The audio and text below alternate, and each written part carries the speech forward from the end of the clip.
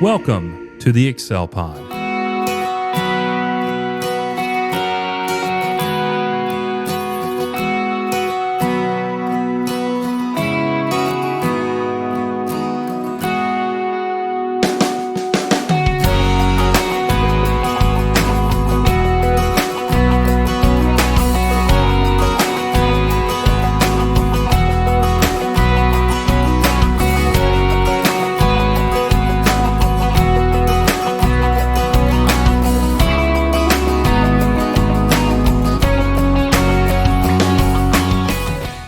Welcome to the Untied Podcast, where we unravel the knots of life with faith, wisdom, and encouragement, because together we're here to untie from tradition and embrace truth through powerful Bible teaching.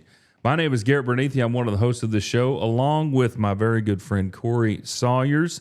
And today we are bringing you another episode for Season 3, as we are looking at the Psalms. And we have entitled this season, more or less, I guess, The Blessed Man. And we're looking at what that looks like, and we're specifically looking at the Psalms of David. Today we're in Psalm 3, not chapter 3, but Psalm 3. Not Psalms 3, but Psalm 3.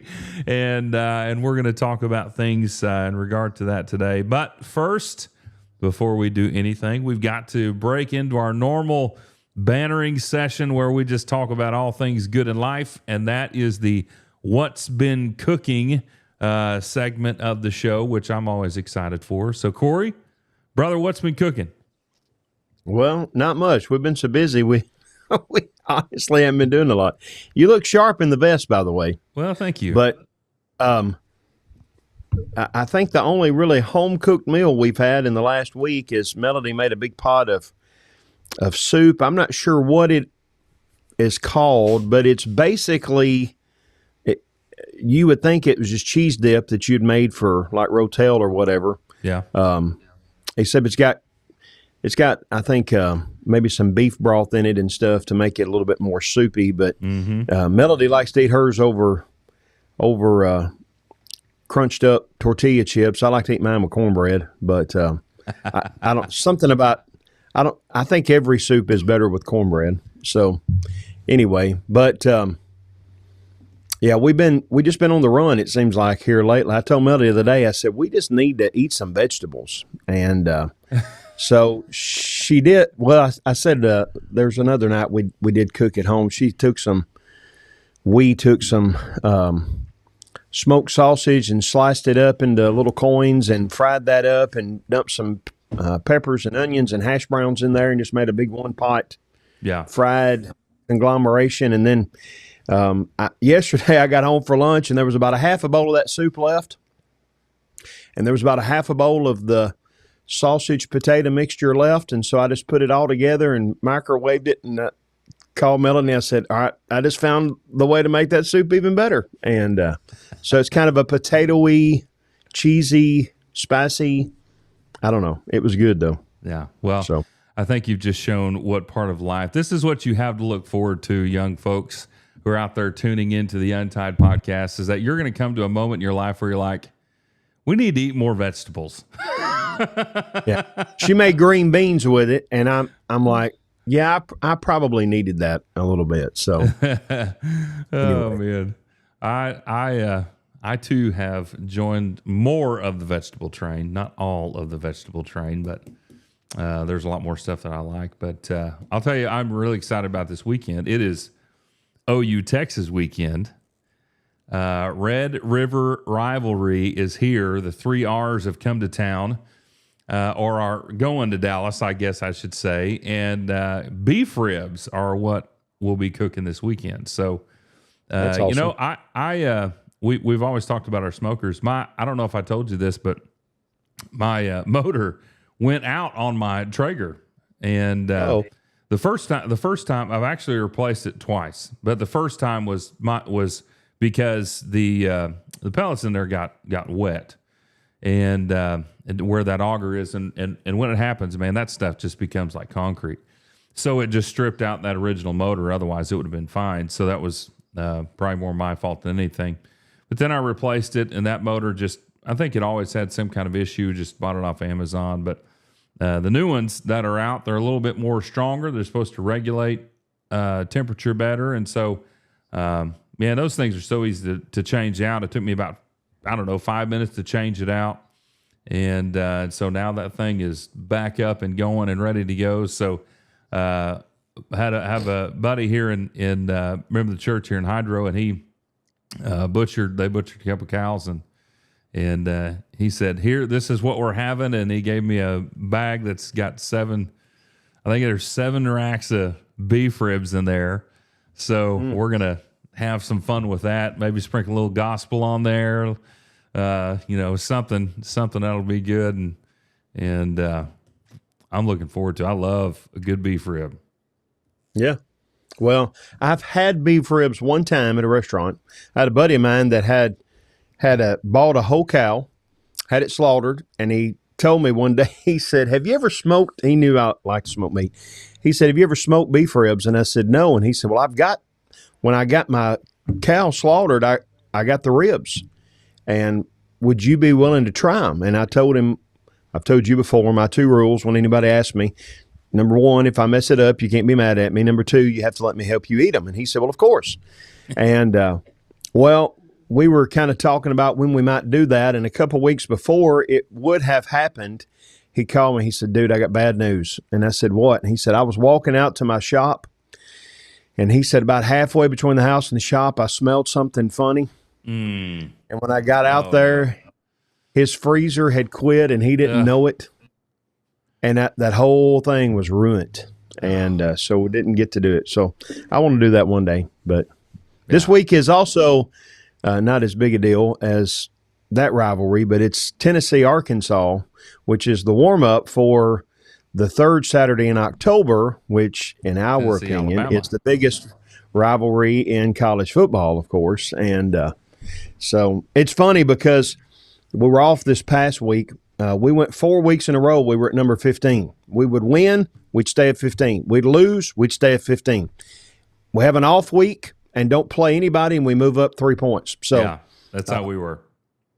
It's been kind of funny, but anyway, I'm hoping that Arkansas didn't make a coaching change in time to save their season, and they're still playing poorly when they get to Rocky Top. So yeah, I think Tennessee's gonna. We're going up to the game. We're going up to the game this weekend. Oh, you are? Oh man, that's going to be great. Yeah. I think that y'all are going to handle that one pretty easily. I'm hoping. I've seen some interesting coaching possibilities for Arkansas, none of which I think are going to happen. But, Oklahoma State is looking for a coach too. Mm-hmm. And every other meme and picture that's out there are people, it's Nick, of all people, Nick Saban. Oh, he's really thinking about it. Like, no, there's no way in the world. But then they've linked, everybody from Deion Sanders to,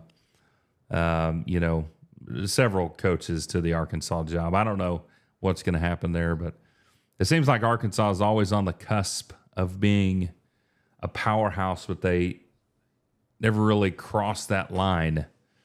It's almost like, I kind of think Texas Tech is a little bit that way.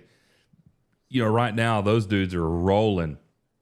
I think they're probably the best team of the Big 12, but they're always on the cusp of it. But who knows? That may change. The rules of college football are very different today than they were even 5 years ago. So there's no telling, who would be. Would we have ever thought, Corey, that we'd be sitting here saying that Vanderbilt is one of the best college football teams in the nation right now? I know they got beat last week, but it's very different. So everything's on the table right now. Yeah, and to be clear for all of our Arkansas fans that are watching, in Tennessee, we do love the hogs. We love them smoked and fried, and So I am looking forward to. We love them as in we travel every way up they around. can be fixed. That's right. Sausage, ribs, pork chops, you name it. Bacon. Pork ribs are my favorite food group. That's right. And so, but you think they're wild hogs, and every time you hear anybody talk about wild hogs, the word that's always used is that they are a nuisance. And that's kind of what we, I was actually in 1998, our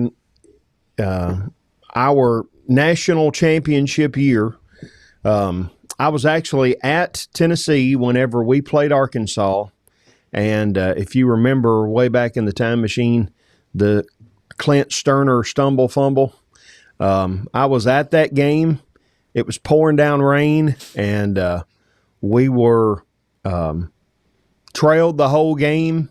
Went forward on 4th down at midfield, trying to make a comeback, and we didn't get the first down, and all they had to do was run out the clock, and Billy Ratliff, nose tackle for Tennessee, pushed the center back into him, made him fall. We recovered the fumble. The loudest I've ever heard in Neyland Stadium was whenever we scored the winning touchdown. And I had like we would do back then, little radio clipped to my belt with the little earbuds in, and John Moore turned wide up, and I could not hear one thing he was saying. It was so loud. So, and we had I remember we had also, we had an 8 overtime, maybe 7 overtime game with them. Jason Witten caught a pass, Dallas Cowboy tight end fame, caught a pass that won the game in the 7th or 8th. I forget which it was, overtime. So we've had some exciting games with them, but I'm like you. I'm hoping this one is not an exciting game. Yeah. And we can just eat, drink, and be merry and enjoy the good times. So, well, I don't know if I told you this, but this past, I'm trying to think when it was, maybe earlier in the year, I can't remember, but I went up to Cave Springs, Arkansas, and went and preached there and did an Excel presentation. And my buddy Steve Schinnerer, who's the preacher there, he said, "Well, hop in the car and we'll go drive around." And as it had been a while since I've been up in that area, and it's grown so much. You got Rogers and Bentonville, and well, anyway, we went down to Fayetteville, where Arkansas is, where the university is. And we drove. I was like, well, let's go look at the football stadium. So we did. And in front, and Corey, that you will even appreciate this, being the outdoorsman that you are. Picture there in front of the stadium is a 15-foot, maybe 18-foot tall, I think it's a bronze statue. It looks like something that should be in Cabela's or some huge, store like that. And I believe it's 3 hogs, and it is the most magnificent statue. It is awesome. And there's just 3 hogs. I think 2 are on the ground. One's kind of coming up on his hind legs. And I was like, wow, that is cool. And it sits right in front of the stadium when people walk in. Really, really neat. So, yeah, that's cool. They actually have a really neat stadium too, but that was a really cool addition. That's one of the cool things. Like we were noticing when they released the 4-year permanent schedules for the SEC. Permanent, non-permanent. And I was talking, we were out in Denver when that happened, and I was talking with Wayne Jones, who's a big Ole Miss fan, about he was very upset that Oklahoma, he's like, what connection do we have with Oklahoma? And I said, well, they had to connect them to somebody, But anyway, we were talking about how that in a couple of years, Tennessee's playing at Ole Miss for the first time in a long time. And I said, we need to commit to going to that game together. Yeah. And he said, as much as I can for the future, we will. But I told him, I said, I would love to go to other stadiums and see but I want to go with somebody like that that's a big fan of that team. Yeah. Like if I went to an Oklahoma game, I'd want to go with someone like you or John Arvin or somebody that really I want to know the tradition, because that's what makes college football special. Yeah. And I love, like I went to a Georgia game with Neil Pollard one time, and he's explaining so much of the lore and the history that I didn't know anything about. Yeah. And wouldn't have if I just showed up and, went to the game and that type of thing. But I love taking people with me to Knoxville and showing them the traditions and, why we do this and when we started doing that and, those kinds of things. But that's the neat part about college football that makes all these rivalries and games so cool to me. Yeah. Yeah. That would be really awesome. Every time we go through Knoxville, going back and forth to South Carolina, a lot of times we drive through there. I'm like, all right, where's the stadium at? And I'm looking, and every time I'm like, I want to drive over there, but we are always stuck in traffic. And then we always miss the turn. So, because I think about it too late. But yeah, that would be very, very cool to do that. Maybe we ought to plan that out. So, but I was very surprised that Ole Miss was on our list. It's not a rivalry. It's never been a rivalry. Maybe some Missouri fans think it's a rivalry, but I kind of figured that Missouri was going to be one. And of course, nobody's messing with OU Texas. But the Ole Miss doesn't bother me. I really thought it was going to be, everybody thought it would be either LSU or Florida. Mm-hmm. There's a little bit more connection there. Everybody really, I think, was hoping for LSU. And mainly because it's closer. So fans could travel a little bit better than they could to Florida. But the Ole Miss was kind of a curveball, but that's fine. I don't mind beating Ole Miss for the next 4 years. It's cool. Yeah. I love Garrett. Well, and it's like, there's no connection now, but, you play each other 4 years and something's probably going to, it's kind of like us, with, like I said a few moments ago with Arkansas. Before they came to the SEC, we didn't have any real connection to them or rivalry with them. But there for a while, when we had two cross the conference, between the two divisions, you had two every year rivalry. Ours was Alabama and Arkansas, and so we played them every year for a decade. And you had some of those things pop up, and y'all will the same. But anyway, not cooking a lot, but I'm looking forward to hitting some different places up and around East Tennessee as we travel around. And if nothing else, we'll stop at Buc-ee's, which I think Gannon's is as excited about as going to the actual football game as going to Buc-ee's. I love Buc-ee's, man. Yeah. Buc-ee's is awesome. It is. And another good thing about it is the gas there is always cheaper than everywhere else. Mm-hmm. I mean, like significantly cheaper. Mm-hmm. So, yeah, the bathrooms are always clean. That's +1. It's got good food. That's +2. Gas is cheap. That's +3. I mean, it's excellent. Yep. Excellent. Well, yeah, it's going to be a good weekend of college football. That's awesome. Y'all are going to get to go to the game. So we'll be sure to have that on the old TV. I'll see if I can see you. I'll be the one in orange. Yep. Yeah, it shouldn't be hard. But I will say y'all probably have the coolest, I don't know, chant. The Rocky Top. I guess that would be a chant, wouldn't it? It's not really a song, but really it is cool. A song. Yeah. It's a bluegrass song.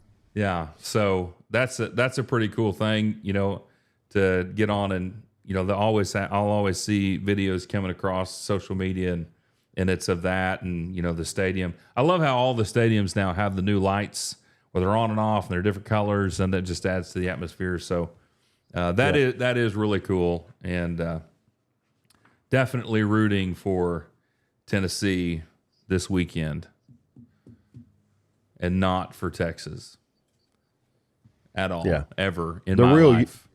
In other words, you're rooting for the real UT. Yeah, that's right. That's right. We just lost half of our audience. So anyway, we have managed to go against Arkansas fans, Missouri fans, kind of, Texas fans, Ole Miss. I mean, yeah, we got to turn this thing around. Okay, here we go. Oh man, no, this is a great time of year. Excellent time of year, and we are very happy to be able to share it with you, our audience. I'm grateful that our audience continues to grow, and of course, we hope that everything that we're doing on here, kind of all of our small talk and, really, I think the idea of all of that when we started this was we're just normal guys that we love football, we love food, we love life, we love our family, and you're never going to see us on here so not being somebody, not being who we are basically, and so that's kind of the idea, that to untie from the traditions that have been created about what a preacher may look like or what they should be, and just simply be who you are. And I really believe that's what God wants from us, is to be who we are. Life is too short, and I have thought a lot about this, obviously, over the last few weeks, how short life really is, and if we don't make the best of it, then it's kind of it's sad. And so we want to have fun with life, enjoy it, work hard, play hard, all that good stuff, and have great friends. And I'm grateful for my friendship with Corey, and we're grateful for all of you who are tuning in and listening to us. Today we are looking at another psalm, and that is going to be Psalm 3. And we have entitled this, I guess, Trust During Problems. This is a psalm that is connected back to 2 Samuel 15 through 17, where David David and Absalom are having some things going on. And so we're going to break down this text, kind of like we did last week, looking at the text itself and trying to see what the meanings are, and we'll be posting this on YouTube very soon. For those of you listening, we'll be posting all of our season 3 films on YouTube very soon. Just a little bit behind on that, so I do apologize, but you'll be able to check those out before too long. But I've got this pulled up on the screen, Corey, and we can go ahead and start breaking this down and talking about it by way of introduction. And so I'll turn it over to you and let you kind of introduce Psalm 3 for all of our guests here. Well, Psalm 3 is a trust psalm, and as indicated in the title you just mentioned before, but the trust psalms are a category of psalms where the psalmist is dealing with something going on in his life, and he talks about that. He's real about that, and yet at the same time, as he's talking about what it is that he's going through that's negative, he's talking about as well the confidence that he has that God is going to take care of him, which allows him, even in the midst of troubles, to have peace and contentment. And Psalm 3 is one of those. And one of the wonderful things about the Psalms, is that it's devotional material, and we need to be devotional beings. Our religion becomes powerful as it becomes personal, and making that application to our daily lives, to trust in God, is more than just lip service. If it's a true, genuine trust that we have in God. And so the Psalms are great reading the Bible devotionally material, because you're able to do something with them that you don't need the breakdowns, the hermeneutics, all of those kinds of things. You can read them and understand that he's going through times of concern and anxiety just like we do, and how that we can have the same trust in God that they have. And of course, for David in this one, the title tells us is when he fled from Absalom, his son. And that if you go back to the historical context in 2 Samuel, Absalom had been allowed to come back to Jerusalem, and Absalom wants to be king. And so he forces his father, David, to leave Jerusalem, and runs him out. I can't imagine being David and having any kind of coup that's trying to overthrow you, and what that would make you think about your relationship with God, much less when that coup is led by your own son. Yeah. And so what happened, God? I thought you were establishing a kingdom that would never go away. Well, we've got again, the great things about these Psalms, especially that we're studying this season, is that these are ones that we can directly tie to a point in David's life, and we see what he does and how he reacts. But in these Psalms, we see what he's feeling and what's going through his mind. And, understanding how he's processing, the anxiety and the trouble that he's dealing with can help us as we try to be faithful servants of God as well. Mm-hmm. Yeah, the idea of being the servant in the right way is certainly a big thing. And in my studies of several different places within the text, that idea of service, that idea of humility, that idea of handing oneself over to God in all times of my life is a huge, huge thing. And so, during the Psalms of David, in many cases, he's writing about his life, and we may not know exactly everything, every situation he writes about. I think in many cases we can figure that out. But this is one of the things that I really love about the writings of David, is that he's a real guy writing about his life. He's talking about the things that are going on. And for me, that's huge because I go through stuff too. Mm-hmm. And as I go through stuff, sometimes I tend to, and I'm literally speaking on behalf of myself, I tend to sometimes hold that stuff in, and my wife gets on to me for it a lot, but I tend to hold it in. I do more thinking about it than talking about it. And sometimes I don't get it out how I should get it out. But mm-hmm. David is somebody who is a great example of a person who shares what he's feeling and what he's going through, and especially in his relationship to God. And so in my life, when I tend to hold that stuff in, sometimes I tend not to pray. I tend not to share it with anybody else. But this is a great example of when you are going through something, and this was hard for David, talking to God about what's going on in every aspect is a huge, huge thing. And so he writes, there in verse 1, "O Lord, how my adversaries have increased." Well, if we just think about this from a practical standpoint, sometimes we can be at a place where maybe our adversaries haven't increased, but in our minds they've increased because the situation, the scenario begins to grow.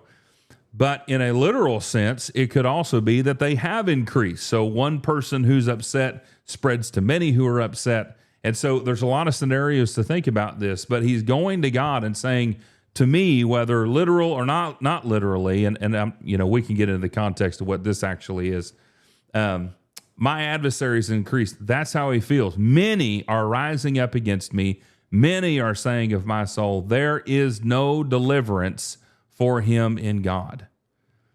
Now, that's the issue. That's how he feels. But I love what he says in verse 3, "But you, O Lord, are a shield about me, my glory, and the one who lifts my head. I was crying to the Lord with my voice, and he answered me from his holy mountain. I lay down and slept. I awoke, for the Lord sustains me. I will not be afraid of 10,000s of people who have set themselves against me around about. Arise, O Lord, save me, O my God, for you have smitten all my enemies on the cheek. You have shattered the teeth of the wicked. Salvation belongs to the Lord. Your blessing be upon your people."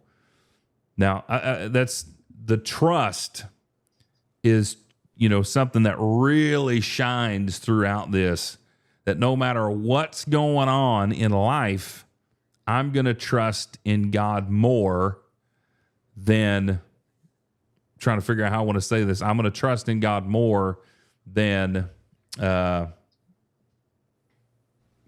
I feel about what's going on. So or the circumstances. Yeah. There's definitely a humility, a humble aspect to this. David being God's servant, he's going to God first and sharing exactly what and how he feels. Yeah, and he's just real with God. You know, the idea back in those first two verses about he repeats that idea of many 3 times. How many are my foes? Many are rising. Many are saying. Yeah. Well, you go back and you read 2 Samuel, and there was he's not exaggerating here. There's a real threat, but because of that, he feels alone. And it's almost like he says what they're saying, these many, or there's no salvation for him in God. It's almost like he's saying, are you hearing this, God? Are you hearing what they're saying? Because the enemies of David are the enemies of God. And, when David makes his appeal to God, yes, it's about him, but to your point about the humility and service, one of the things that David is most concerned about is not the fact that they're doing this to me, but as the anointed king of God's people, the enemies of David were the enemies of God. And so this is hurting your reputation, God. Yeah. So, he appeals. It's almost like we would not feel comfortable appealing to God. There's times where David will say stuff like, if I die and I go to Sheol, then what good am I going to do? It's almost like he's bargaining with God or reasoning with God. Yeah. And of course, it's not that God needs that explained, but this is part of David working through all of this mentally and emotionally himself. But, the idea here, there's a real threat here, and it's made him feel like he is all alone, like he's isolated. And, kind of like Elijah and Job and other godly men where they didn't have anywhere else to turn to but God. But do you want to jeopardize your reputation by not coming to my defense? Do you want to be like that, God? Mm-hmm. And so he's just making that appeal to him because that's where you need to turn. If you trust in God, and we say we do, then when times turn bad, don't turn away from God, turn towards God. Yeah. And that's a big thing. I've got here written in my notes, this is a great time of, obviously there are threats that are going on, and this creates a problem. Well, when we get into the problem, we're looking at David. In other words, how does David feel? So this is a great time, it seems, of anxiety for David. And every one of us feels anxious about something. Now, we can go to all of the texts that say, don't be anxious, right? We can talk about, Matthew chapter 6. We can discuss, go to, where's it? I'm trying to think. It'll come to me. 4. Yes, yeah. So there's a lot of different places that talk about the fact that we should not be anxious. Now, I'm still going to get anxious.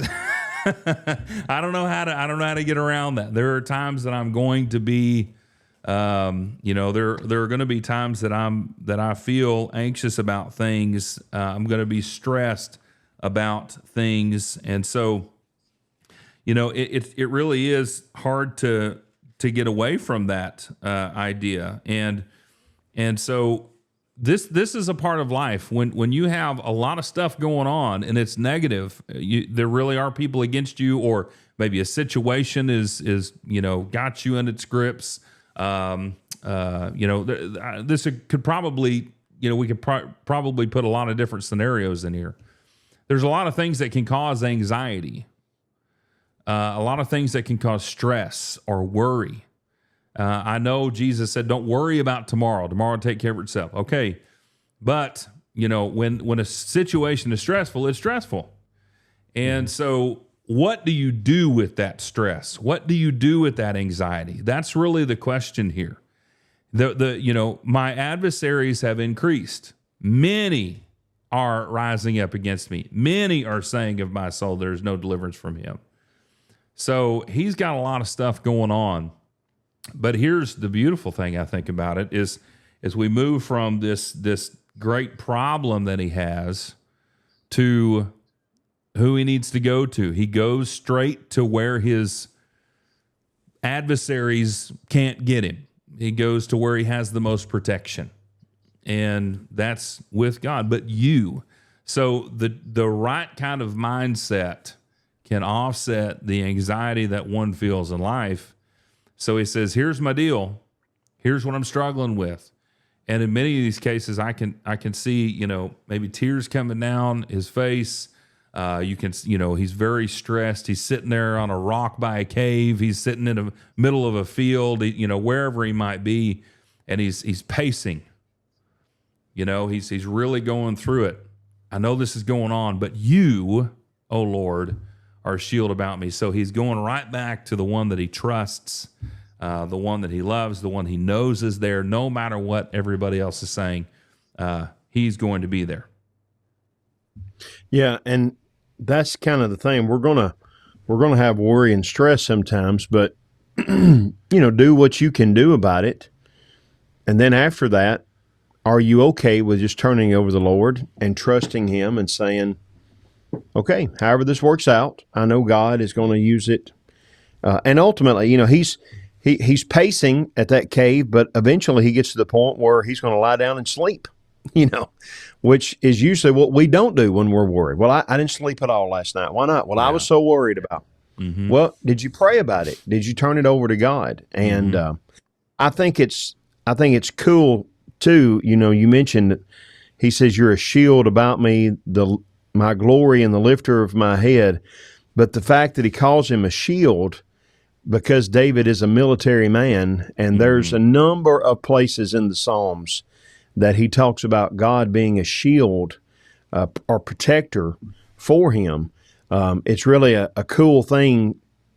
How many times did David in battle have a shield that, was the only thing that deflected a sword or an arrow or whatever that saved his life? Well, the idea of God being a shield is a really important concept to him.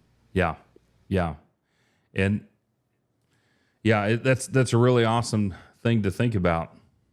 I mean, you mentioned this earlier, that in this case and many others, he felt like he was alone. Mm-hmm. How many people have you met, talked with, studied with? How many of them feel that way about life? And that's not limited to just, what we'd say members of the church, which we generally say is, we generally think is, well, that's our audience. Of course, we have a caller on line too. Go ahead, caller. On line too. Yeah. Yeah. We're going to give away free tickets to the Ole Miss game. No, anyway, lost my track. You're live on WEXL. That's right. WEXL. Oh my goodness. We're going to start a new radio station here. Yeah. It's Garrett and Corey in the morning. Oh man. We can't have stuff like that happen. How's the traffic look out there? How's the traffic? Well, we're live in the air. Well, here in Hydro, it's really backed up. There's about 3 cars in the old town going on. Anyway, man. Go ahead. We're talking about loneliness. I really am alone around me. Loneliness is not just limited to the folks that are in the pews. Loneliness is also something that applies to the preacher. It applies to the elder. It applies to the missionary. Loneliness is a real concept. It's a real thing that people feel.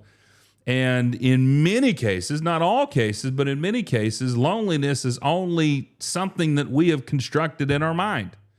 How many people have we seen that say, I'm so lonely, yet they're surrounded by people who love them? And every single one of us can feel that way. No one's exempt from that idea.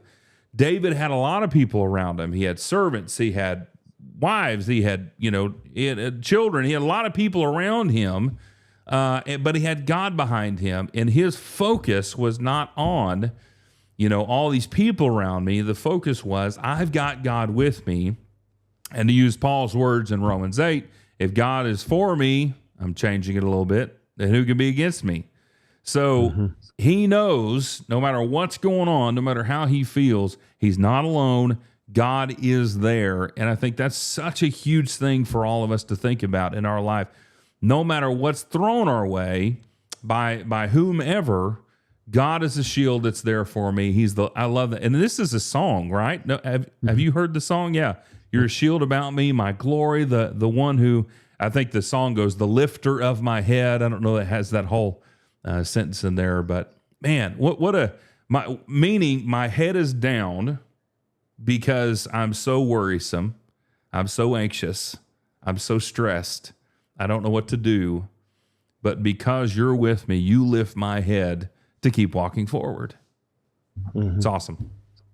Yeah, you think about when your head droops is when you're tired, when you're depressed, when you're, and so like you said, it's not just something that you put on the church sign or a bullet point in the bulletin or whatever.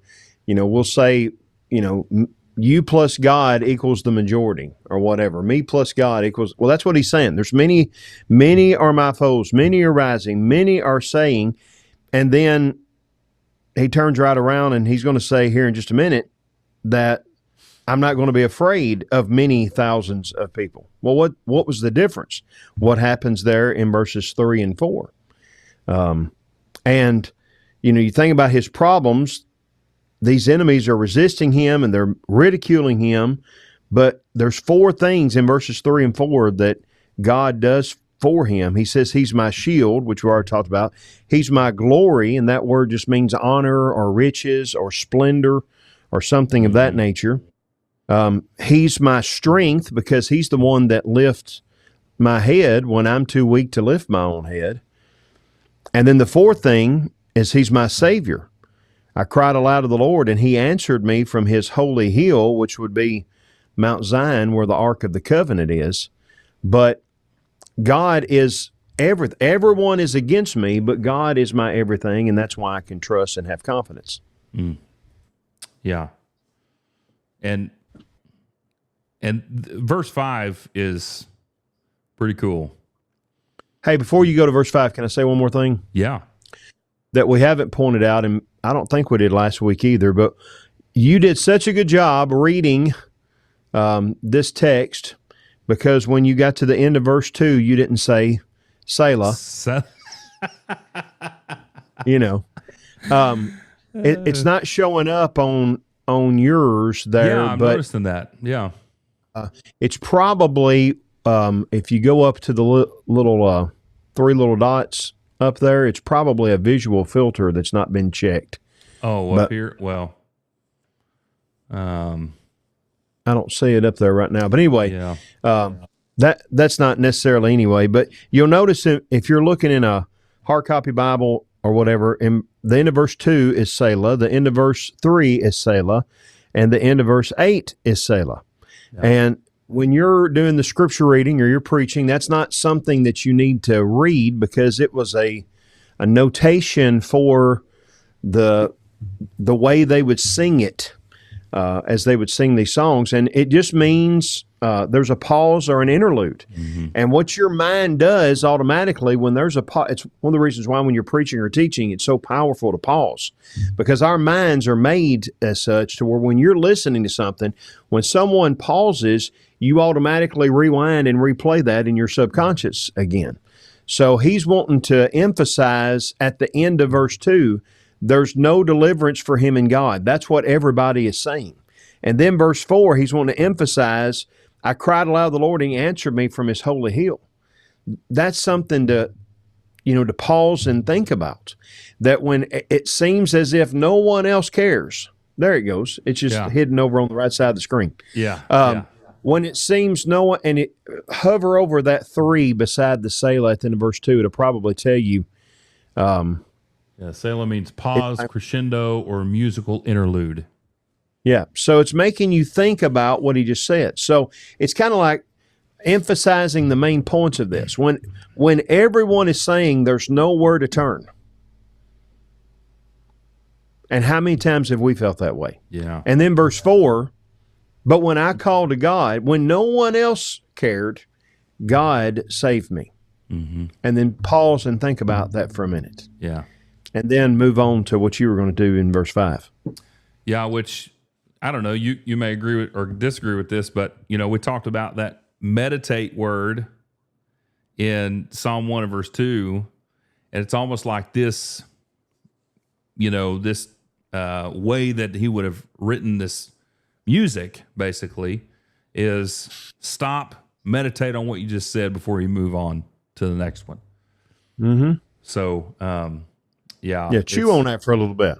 Chew on it. Yeah. This is my situation. What's your situation? They may not be exactly the same, but they may have the same effects on you. Yeah.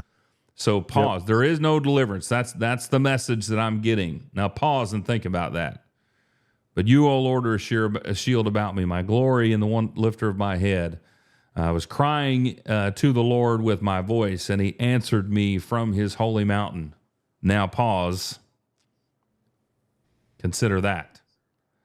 It's amazing. I mean, there is no possible way that all of this was written by accident. No way. So, because now look at verse 5, and this is what's really, I think if you just read through this, it probably doesn't, it may not catch your eye. And I've read through this before, and it didn't catch my eye. But when you begin to think about the significance, and Corey, you mentioned this earlier, he says, I lay down and slept. This right here is a very, very big deal. That's not what I wanted right there. I am, for all of you Bible markers, I'm going to say it again. I'm just playing around and trying to mark stuff as we go. I don't pre-mark this. I just want to kind of show us what we're, show you what we're looking at. But anyway, I lay down and slept. Corey mentioned when I'm stressed, anxious, did you sleep last night? No. Well, let's think about why he was able to lay down and sleep. When you have all these people rising against me, many are saying of my soul, there is no deliverance. I mean, you're on your own. God's not going to help you. The adversaries are increased. The stress is increasing. The problems are increasing. There's seemingly no way out. But he understands maybe, in his life, maybe they kill me. Maybe my situation changes. Maybe things get worse. It does not matter because I am going to put all of my trust in God. So, as a result of that, God, I know you are my glory. You're the one who lifts my head. I'm going to cry to you with my voice. And I know that you're listening to me. And I know that you're ultimately, in whatever way, going to answer me. So I'm going to put this in your hands. And I'm going to go to bed. Now, that right there is so big. 1 Peter chapter 5 and verse 7.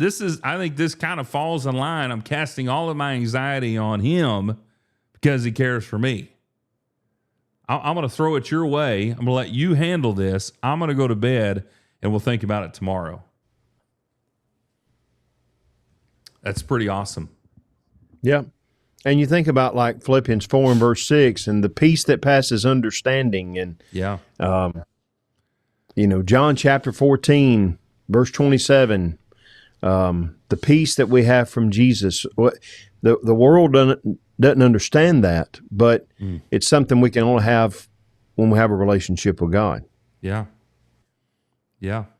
I awoke, for the Lord sustains me. So he's going to keep things going. I will not be afraid of 10,000s of people. So, from that perspective, Corey, who do you think that he's more afraid of? I mean, Solomon, he said, when all is said and done, there are two things that really matter: fear God and keep his commandments. Well, who does David fear more? 10,000s of people, or the Lord is God? He's not worried. Yep. I mean, it's just like... And notice the circumstances haven't changed. Because in the very next line, who have set themselves against me all around. Well, that goes back to there's many against me. There are many rising. There are many are saying. Yeah. But notice, and I've got a line drawn in my Bible I've got circled against me all around in verse 6.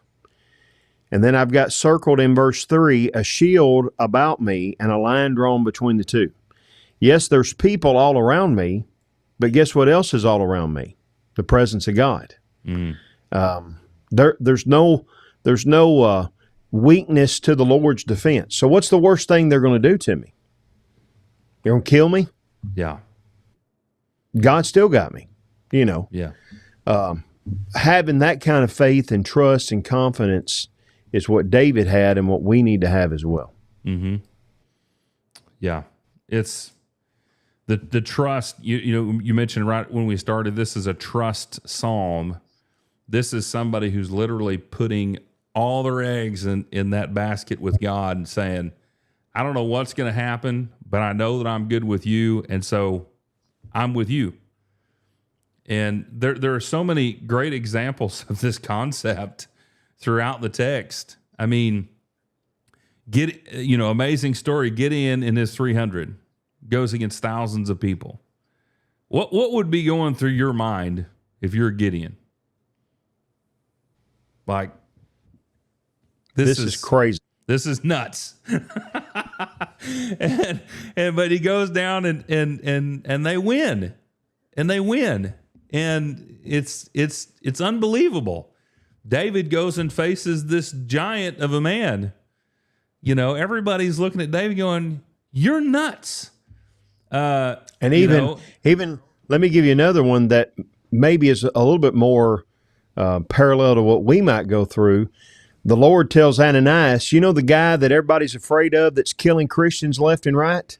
Mm-hmm. He's down the street. I want you to go preach the gospel to him. Oh, man. Are you sure, Lord? You're crazy.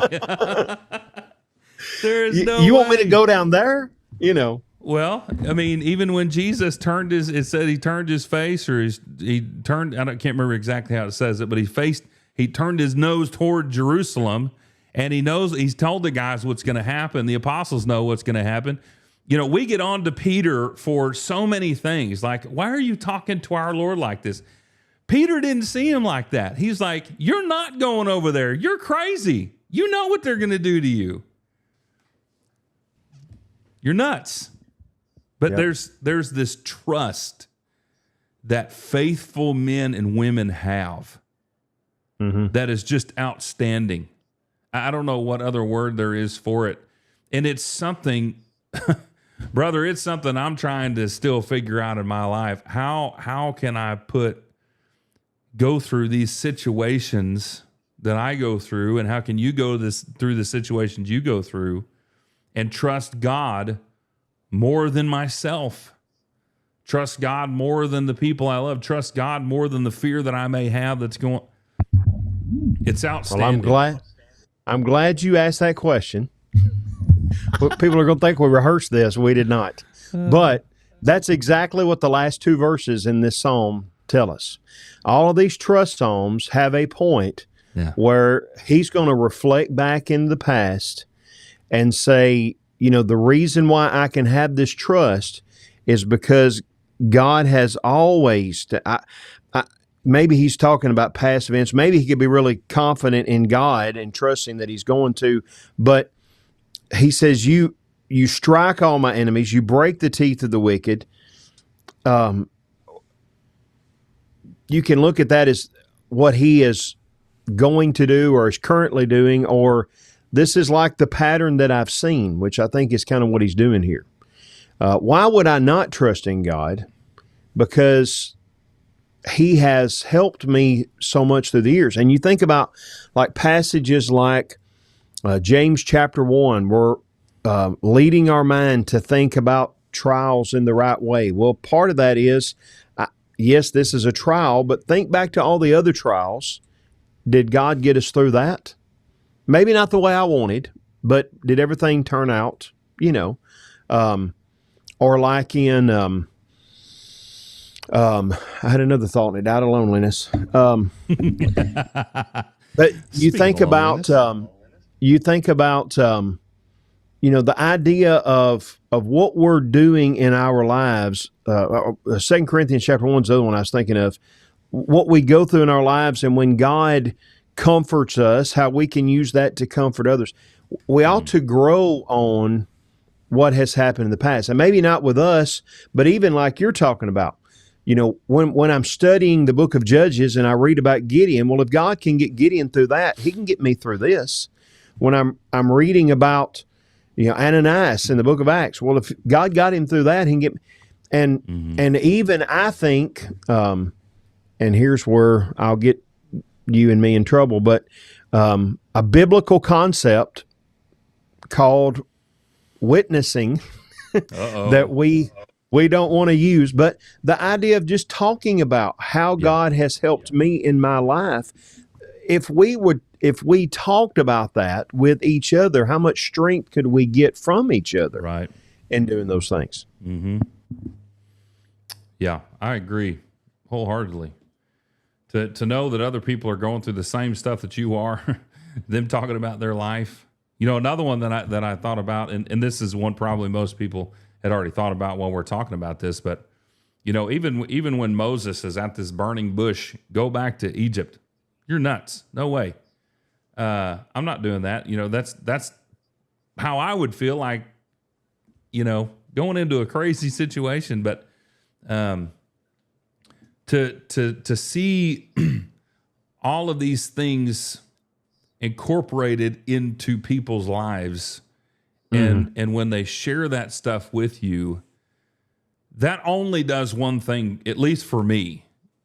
That lets me know, one, I'm not the only one, and two, if they can do it, I can too. That's right.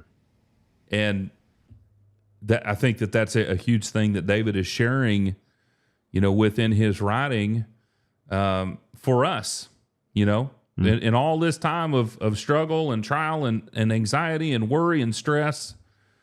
I was able to go to sleep because I knew that God was going to take care of this one way or the other. I knew he was going to take care of this. He's the one who sustains me. And because I know he's with me, I'm not going to be afraid no matter what's in front of me.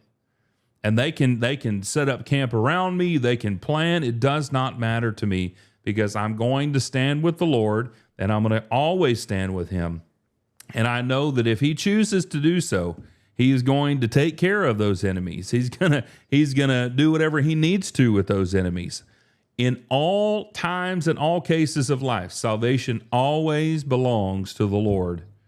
He's the one who can bless. I mean, this is not just a basic level of, I trust your judgment. I trust that this is right, whatever. Like you just say it, tongue in cheek. This is kind of that idea that we read about in 1 Peter, and you tell me what you think about this.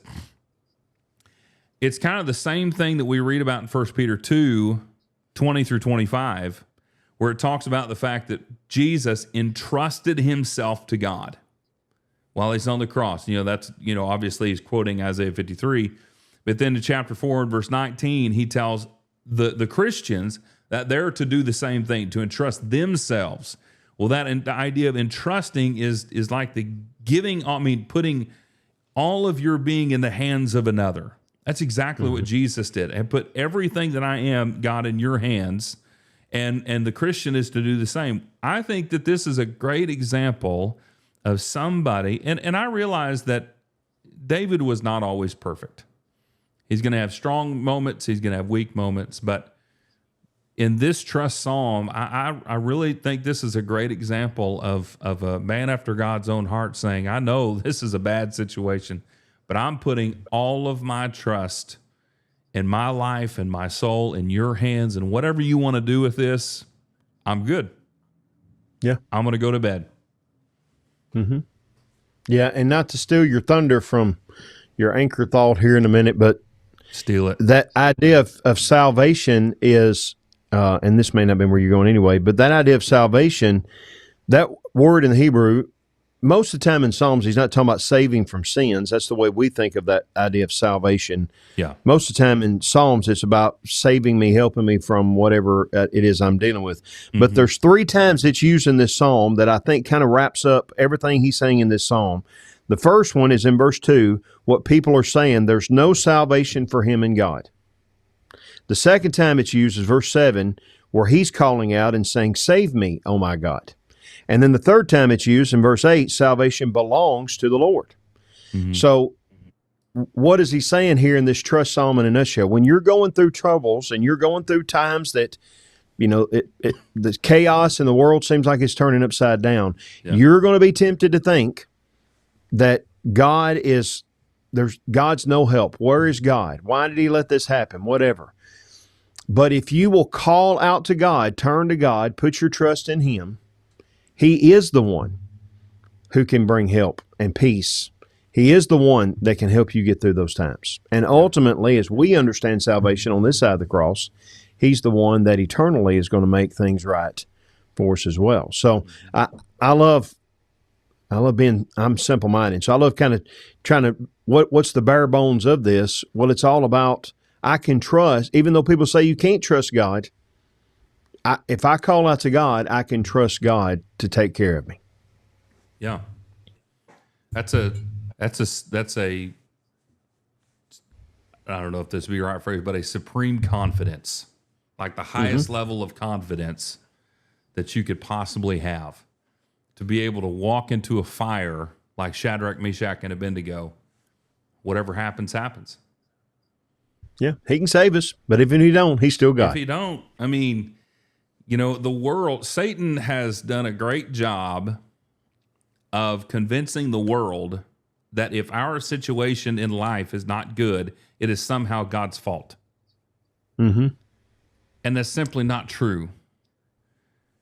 God has allowed us to have the freedom of choice, and we can choose right, we can choose wrong, and we can create good and bad situations. That's how he's designed us. I'm thankful for that, by the way. I'm not upset that he's given me the ability to choose what I want to do with my time. I'm thankful for that. And the results of that from a spiritual perspective is that you really can see what true faith looks like. When a person has the opportunity to choose something and doesn't because they have you in mind, and that's ultimately what pleases God. So for that idea, we can choose him before everything else, and to be able to run to him and to be able to put all of our supreme confidence in him is just a very big thing. And I don't know, something that we can really look to as a great example for each of us, that it really is God's way is always the best way. And to be able to run throughout life and say, I'm good with whatever you want to do, because I know ultimately you're going to do what's right, no matter what I do or what other people do. And I've said this before, and I say it more and more frequently. God will always be faithful to you and to the world, no matter whether or not the world or you are faithful to him. That's never going to change. And so that allows me to even build more of that trust to say, I know without a shadow of a doubt where you are and what you're going to do. You've proven it time and time again. From the time of your promise to Abraham to now, you have allowed me, a Gentile believer, to be a part of the tree that ultimately we're grafted in, that goes all the way back to that promise. And you have kept your promise to me and to all the world that I could have salvation and freedom from your wrath and from my sin. And I know, because of all the things you've accomplished, that in the end, I know that if you've done all this, that you are going to take me with you whenever you decide to come back. No matter what happens here, I'm going to put my life in your hands. That's right. That's David. Yep. And understand that trust doesn't happen overnight. It's just like you've seen the trust falls where you fall backwards and people. Well, the first time you do that, maybe you're not real sure about what's going on. Yeah, I didn't Same trust thing with anybody God. behind me. That's right. Yeah, but if you do it and they repeatedly catch you, then over time, it doesn't matter. Well, it's the same thing with God. The more you put yourself in His hands, and you see that more and more He doesn't let you down, it's a lot easier to continue to do that. Yeah, yeah. Something you definitely have to work at. You have to develop, and that spending more time with Him in His Word. That's Psalm 1, and with Him in prayer, which I'm going to say Psalm 3 would be a good example of that. The more time you spend with Him, the more you will be able to rely on Him, and that will really bring blessings upon you in a great way. Maybe you might not be blessed physically in some aspect. Maybe. I think everybody experiences that. But this life is not about this life. It's about the next one. It's about eternal life. That's where all true blessings will be with the Lord forever and ever. And man, I can't wait till that day. Cannot wait. It's going to be so great. I was thinking about, yesterday, we're still dealing with the loss of my grandfather. And I thought, how many people that he's able to see and know and talk to that he hasn't gotten to in a long time. And so many more that are there in what I believe is paradise at this point. And, the great time that he's having. And so it was almost like the more I thought about it, the more it really brought to fruition the idea that they're not dead. They're just not here. And so I began thinking about them from that perspective. I'll see them later. But, again, even to his last breath, he was putting trust in God. That's what I need to do. That's what we all need to do. In every time of our life, even up to the time of our last breath, put your trust in Him, and blessings will come. That's right. Yeah. Well, Corey, this is always, as usual, for me, a highlight of my week, being able to spend good time with you. And we certainly miss Tyler being on here.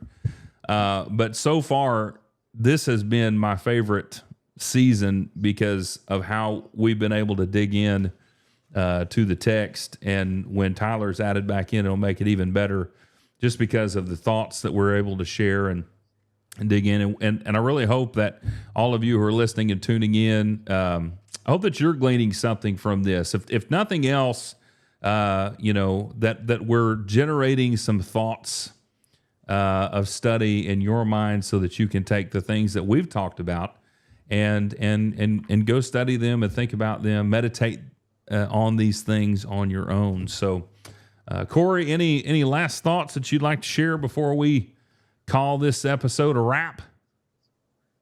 I think that's got it. Yeah. Well, it's been good to talk with you, my friend. It's been good to be with all of our listeners, and just thank you for joining us. This is a lot of fun, and we hope it is for you. We do hope that you will like and share and subscribe to this podcast. You can find this, of course, on any and all of the major podcasting networks. You can head over to our website, excelstillmore.net. Go to the Excel Pod. You'll find our network of podcasts that we're very hopeful that we'll be adding to those maybe in the next few months, one or two podcast. But we've got a great lineup, a lot of different things that are being talked about, contemplated for our growth. And so that's what we want to do, is generate thoughts and make us examine the text as it is, and see where we come out and really grow and untie ourselves from traditional thoughts, but tie ourselves to biblical concepts. What the Bible says and what it teaches, that's where we need to stand. And that's an ongoing process. And so we hope that all the things that we're doing with Excel Still More Inc. Is helping you to do that. But until next time, we hope that the Lord will continue to bless you in your daily walk with Him. And we pray that you will have a great rest of your week. And we will look forward to seeing you next Thursday, or you listening to us next Thursday at noon, as that is when this show airs every week. So until next time, stay untied.